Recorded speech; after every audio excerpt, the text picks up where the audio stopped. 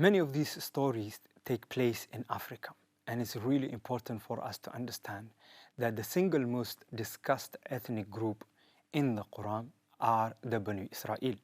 And the Banu Israel and their plight and the issues that they faced and everything else takes place for the most part in the African continent.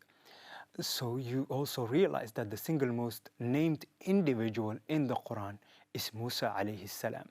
And Musa is also, for the most part, his story from the beginning to the middle, going against oppression and fighting the Pharaoh and bringing the message to him and his people, takes place in Africa, specifically in modern-day Egypt.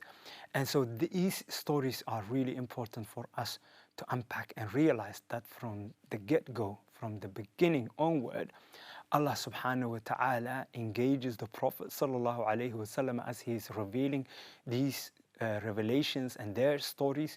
They take place in Africa. They take place in an African scene. And it's really important for us to adjust our understanding in that regard. Then there are those stories that concern the righteous Christians that lived elsewhere, such as the Ashab al-Ukhdud, who would live in modern-day Yemen. And the majority of the ulama, and according to some of the Sahaba, such as Ali radiallahu anhu, they have interpreted these stories relating to the righteous Christians who lived in Yemen, but were originally from the Horn of African ethnicity. And so all of this takes place in Yemen, all right? And all of these stories take place from the perspective of Africans living elsewhere, as we today might call them the diaspora, right? And so there are also stories that relate to the oppressive life that Christians themselves brought to different parts of the world, such as Ashab al-Fil in Surah al-Fil, where Allah subhanahu wa ta'ala once more retells now stories from the perspective of an oppressive African state that came and oppressed people, right? And so these stories are really important for us once more to understand.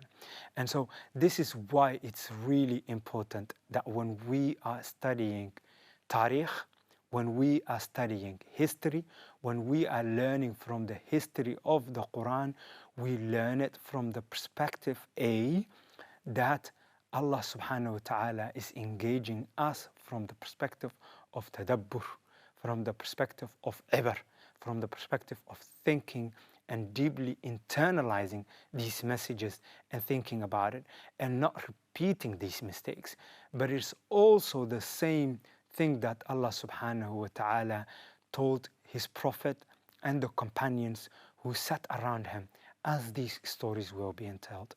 And it's also that we then also understand that these stories many a time relate to the African continent, but more specifically relate to the Horn of Africa, which we are discussing in this series, bi'idhnillah al-kareem.